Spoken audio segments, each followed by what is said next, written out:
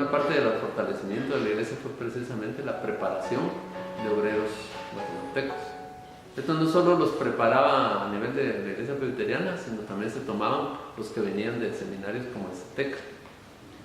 Y de hecho trajeron aquí al hermano Raúl Echeverría Magariño que trabajara en la iglesia. La persona lo quería mucho, y es como ha sido los esposos Sollenberg. Salen del pastorado en 1943 y él ya se queda como el primer pastor guatemalteco, ¿verdad?, en la iglesia central.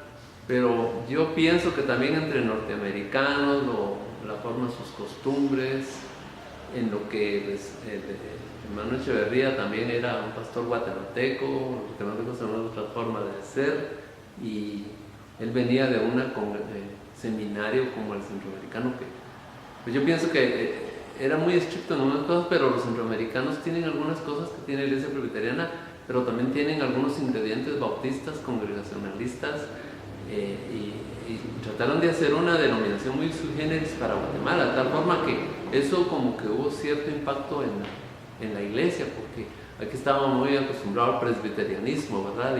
Y él trajo algunos elementos, como que se resintió un poquito la congregación y se formó cierto problema entre los muy conservadores y los conservadores. ¿Sí? Eso dio como pauta que él no pudiera tener un sano periodo pastoral, ¿verdad? Y que entonces él se viera precisado a dejar la iglesia. El asunto fue que atrás de él se fueron algunos hermanos. Bueno, y él dijo, bueno, entonces fundó otra iglesia presbiteriana que se llamó Cuarta Iglesia Presbiteriana, que después de eso, como que otros hermanos tampoco sintieron cómodo con eso y fundaron la Iglesia del Divino Salvador, ¿no?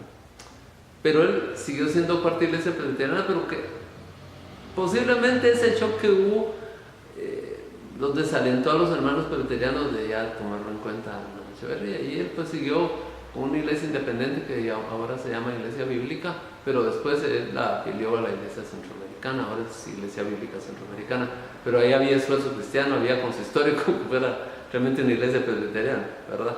Trataron de regresar, pero los hermanos del Divino Salvador no dieron su aval para que regresaran a la iglesia.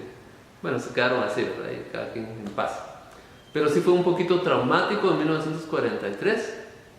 A 1946 estuvo él, y después, pues entonces, ya no estando él, hubo otros hermanos como Flavio Argueta, el hermano Jacobo, otros hermanos, incluso uno de los cabezas de los hermanos Andrade que yo conocí, él no era pastor, pero sí era anciano gobernante, era obrero, y él se quedó como encargado un tiempo de la iglesia porque no había pastor. Entonces casi que se obligaron otra vez los misioneros a retomar un poco el asunto, y volvió a regresar el hermano Sollenberg un tiempo, hasta que entonces ya hubo otro pastor nacional como hermano Willy de Brot. Pero otra vez el mismo trauma de tener un pastor guatemalteco, como que la iglesia no se acostumbraba, algo pasó, que también el hermano Willy de Brot salió, ¿verdad?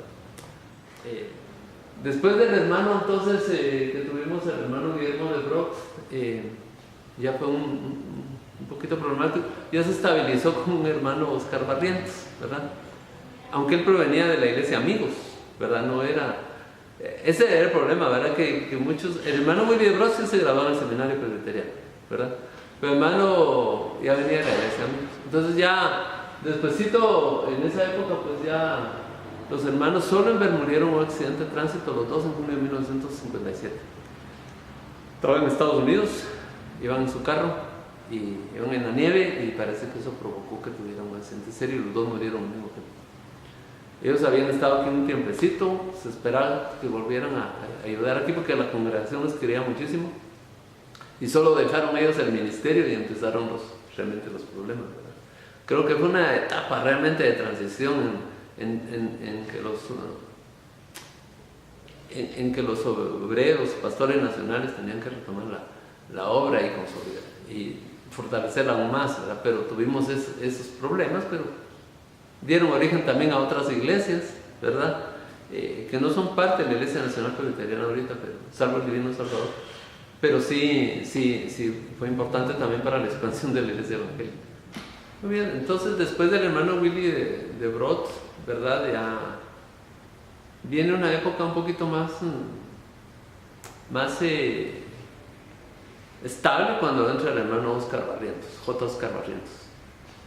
En esa época pues fue la época que yo me bauticé, fue el que me bautizó aquí, también mi hermana Mayra.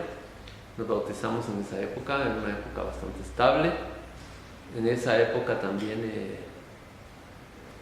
surgen los primeros trabajos en el presbiterio, en el área quechí. Hermano Manuel de la Cruz le dice a él que por favor visite esas áreas, porque hay algunos hermanos que toman mucho y necesita a él también que les predique, y así surgen las primeras congregaciones en la finca Los Ángeles, Pencalá y Chineval, ¿verdad? Allá en el área de Izabal. Creo que pertenecen al municipio de Morales, que están al lado, cerca del lago de Izabal. Ahí comienza, y ese trabajo de quechí se fortalece, ya estando el hermano José Carrera, el hermano Mardoqueo Muñoz. En tiempo el hermano Mardoqueo se consolida ya como un presbiterio. La iglesia parte unos años al presbiterio quechí como parte, miembro. Hemos sido miembros de dos presbiterios realmente, ¿verdad? Como parte de ese presbiterio. Y va creciendo. Un hermano que viene de vez en cuando, lo he visto en la iglesia, hermano Pido Drueje. Él tenía una finca en las Mercedes, que pertenecía a Panzós, aldea Telemán. Ahora Telemán es un municipio.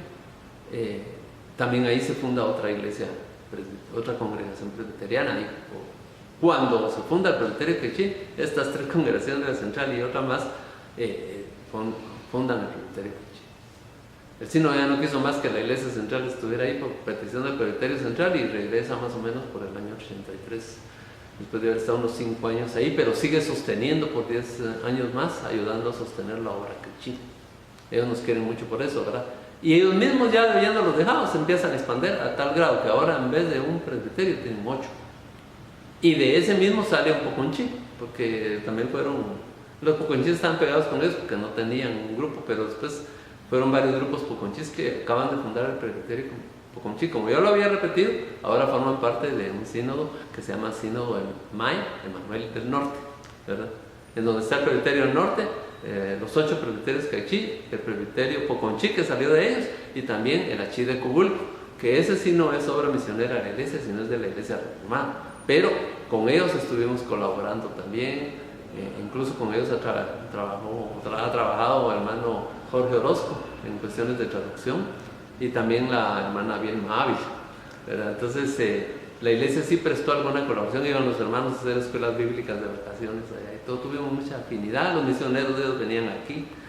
Es importante, o sea, ese sínodo casi que tiene su base en el trabajo misionero de esta iglesia, el sínodo completo, por decirlo así.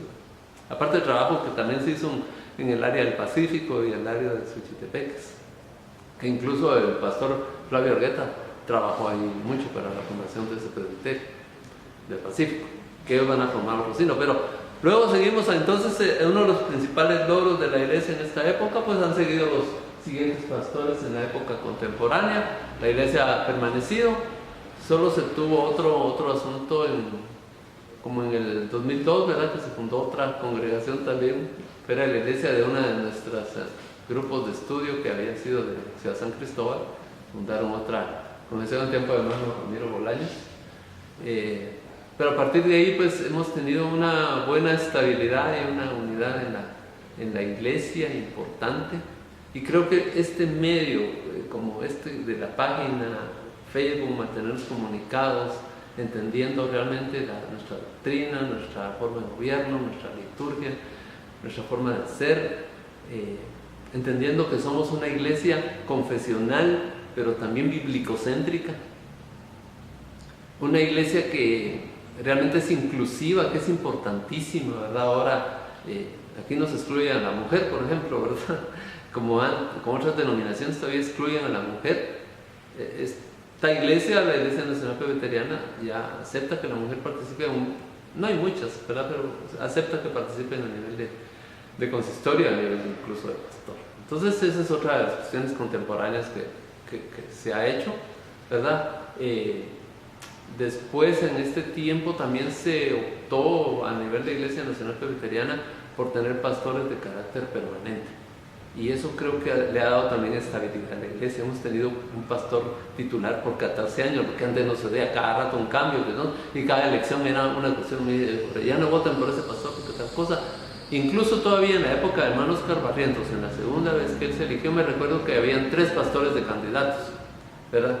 Cuando realmente la doctrina presbiteriana no dice eso, sino que dice que debe haber una comisión de púlpito que escoja a hermanos y proponga uno, porque proponiendo uno se preserva más la unidad de la iglesia que teniendo así como que fueran partidos políticos, ¿verdad?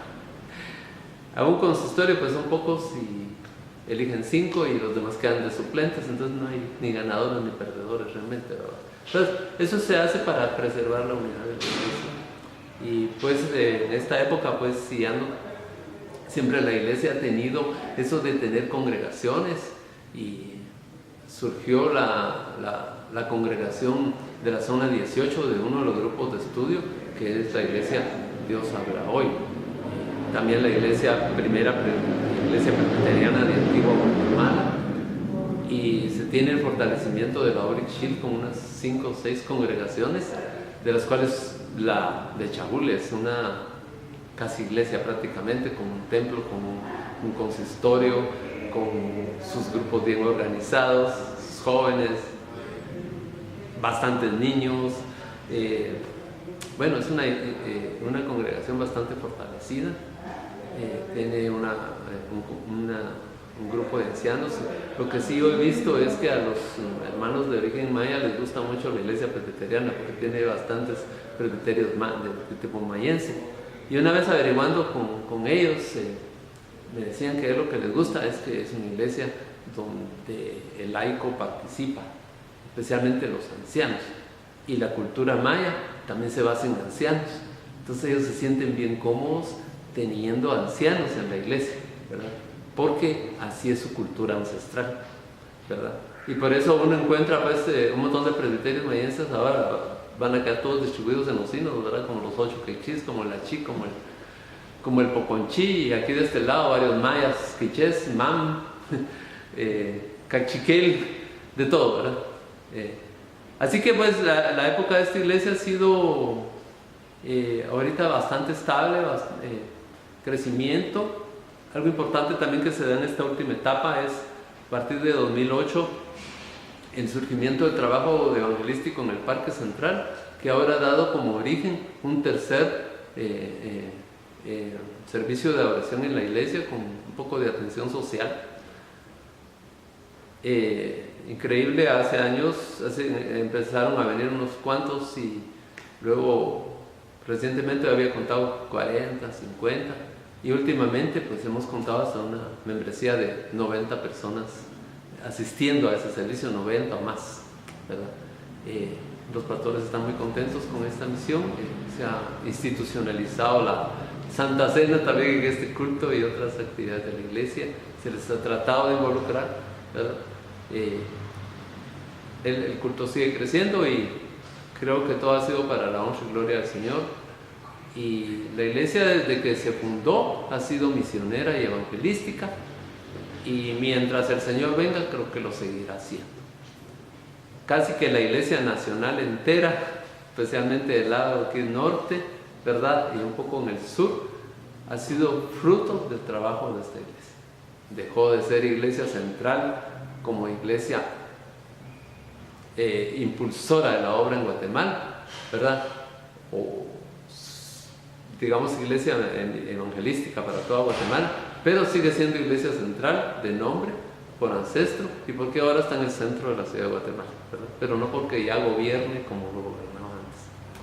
Así que hemos tenido 135 años muy bendecidos, y algunos hermanos que son pastores, pero de otras denominaciones o de otras iglesias presbiterianas, de cuando en vez regresan, ¿verdad? Porque le siguen teniendo cariño a la iglesia, ¿verdad? Y es importante ¿verdad? He visto miembros ir y venir, y es importante que le tengan cariño a la iglesia. Esta iglesia no discrimina y las puertas están abiertas para el que quiera venir a adorar al Señor junto con nosotros.